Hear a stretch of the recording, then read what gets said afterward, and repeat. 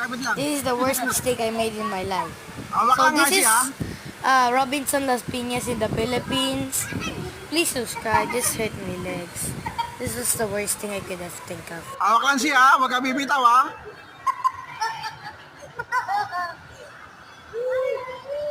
Hawak lang siya, huwag kang ano ha. Hawak lang ha. Ay siya, relax ka lang, relax lang ha. Parang yung nanay natatakot kaysa yung bata eh. Natutuwa ako may bata. Oo, relax pa nga yung bata eh. Hawak lang siya ha.